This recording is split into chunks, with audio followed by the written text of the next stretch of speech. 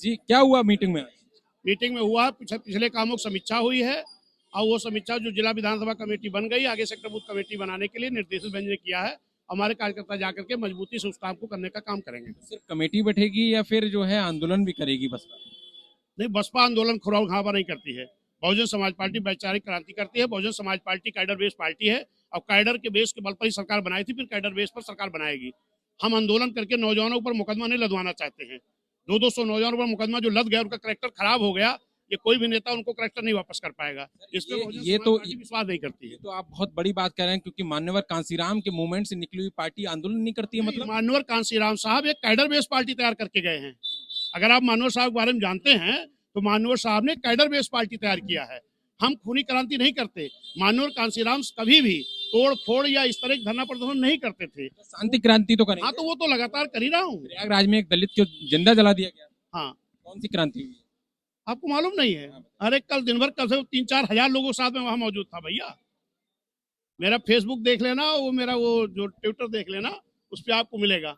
जितनी भी घटनाएं आज की डेट में हो रही हैं पूरे उत्तर प्रदेश में, चाहे आपकी घटना हुई हो प्रयागराज की 4-5 घटनाएं, चाहे आपकी जौनपुर की घटना हुई हो, चाहे आपकी आजमगढ़ की घटना हुई हो, चाहे बलिया की घटना हुई हो, चाहे गोरखपुर की हुई हो, चाहे मथुरा की हुई हो, चाहे हाथरस, सारी घटनाओं को बेंच ने संज्ञान में लिया है, बेंच ने ट्वीट किया है और मुझे बेंच ने भेजा है। और मैंने 27 की मंडल के साथ निश्चित है 27 चुनाव, 27 में हम लोग सरकार बनाएगी, मेहनत करके अपने नीति तैयार की। बहुत शुक्रिया, धन्यवाद। देखिए, इस समय हम बीएसपी कार्यालय लखनऊ में मौजूद हैं और यहाँ तमाम लोग अंदर से निकल के आ रहे हैं। बसपा प्रमुख मायावती जी ने यहाँ पर समीक्षा बैठक की है। कहाँ से, क्या नाम है आपका? मेरा नाम बबलू सिंह गोल्डी है। मैं शहर फिरोजाबाद से आया हूँ, जिले का प्रभारी हूँ। जी, तो क्या हुआ मीटिंग में? माननीय बहन जी ने जरूरी संगठन को आगे बढ़ाने के लिए दिशा निर्देश दिए हैं और जो पूर्व में दिए गए 2 मार्च को दिशा निर्देशों को हमने लगभग पूरा कर लिया है। आगे बहन जी ने जो भी बूथ और सेक्टर की कमेटियों को आगे गठन करने का आदेश दिया, उसका पालन किया जाएगा। तो क्या 2027 की रणनीति अभी से तैयार होने लगी? माननीय बहन जी ने 2027 की अभी से तैयारी कर दी है और लगभग माननीय बहन जी का जो आदेश मिला है उससे संगठन पूर्ण रूप से तैयार करके और डोर टू डोर जैसे कि निचले स्तर से तैयार किया जा रहा है। देखिए, विपक्ष जो है समाजवादी पार्टी आरोप लगाती है कि भाई जब चुनाव आता है तभी आप लोग बाहर निकलते हैं, वैसे 5 साल तक अंदर रहते हैं, तो इसका क्या कारण है? क्या कहेंगे इस पर?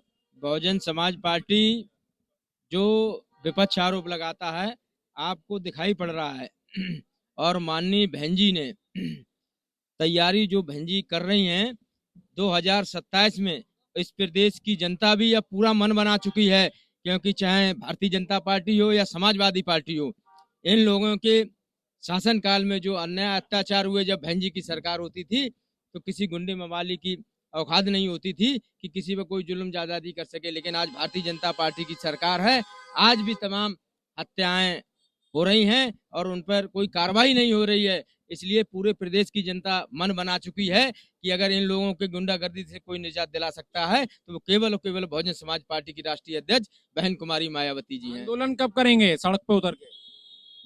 माननीय बहन जी ने अभी आपने देखा, हम लोगों का जो हमारी नेता का जो आदेश होता है हम उसका पूरा पालन करते हैं। माननीय बहन जी का एक आदेश अभी हुआ था जब लोकसभा में देश के गृह मंत्री अमित शाह द्वारा बाबा साहब पर टिप्पणी की गई थी, तो आपने देखा था माननीय बहन जी के एक आदेश पर पूरा देश नीला हो गया था। तो माननीय बहन जी हमारी नेता हैं, बहन जी जो हमें दिशा निर्देश देती हैं हम लोग उसका पालन करते हैं। चलिए, देखिए, हम और लोगों से भी बात करेंगे। कहाँ से आए हैं आप? कहाँ से आए हैं? फतेहपुर। क्या था, समीक्षा बैठक हुई है आज? समीक्षा बैठक हुई है। समीक्षा बैठक में सेक्टर एवं बूथ की कमेटी को मजबूत करने का दिशा निर्देश हुआ है। तो सिर्फ कमेटी मजबूत करने का या फिर आंदोलन करने का भी निर्देश हुआ है? आंदोलन तो जारी रहेंगे। आंदोलन हो कहाँ रहे हैं? बसपा की तरफ से कोई आंदोलन तो होता नहीं। आंदोलन जब कोई ऐसी घटना होती है तो प्रयागराज में एक दलित को जिंदा जला दिया गया था, उस पर क्या पार्टी का एक्शन है? पार्टी के सभी पदाधिकारी वहां गए थे, पीड़ित परिवार से मिले, उनका हाल चाल लिए और हर संभव उनकी मदद करने का किया गया जिलाधिकारी से मिलकर। लेकिन बहन जी का एक भी ट्वीट नहीं आया इस पर। बहन जी ज्यादातर घटनाओं में भी फतेहपुर में ट्रिपल मर्डर केस में बहन जी का ट्वीट आया था। बहन जी को जो बड़ी घटनाएं होती हैं सूचना आती है जिले के माध्यम से और तो उस पर बहन जी ट्वीट मतलब करते एक व्यक्ति को अगर जिंदा जला दिया तो वो बड़ी घटना नहीं है क्या? एक व्यक्ति, 2 व्यक्ति, 3 व्यक्ति, जिसमें भी सूचना हम लोगों को मिलती है जिले में तुरंत विधानसभा स्तर से जानकारी होती है तो जाया जाता है, प्रदेश कार्यालय को सूचना दिया जाता है, कार्यवाही के लिए जो है डीएम एसपी से मुलाकात करके कार्रवाई कराई जाती है। चलिए ठीक है।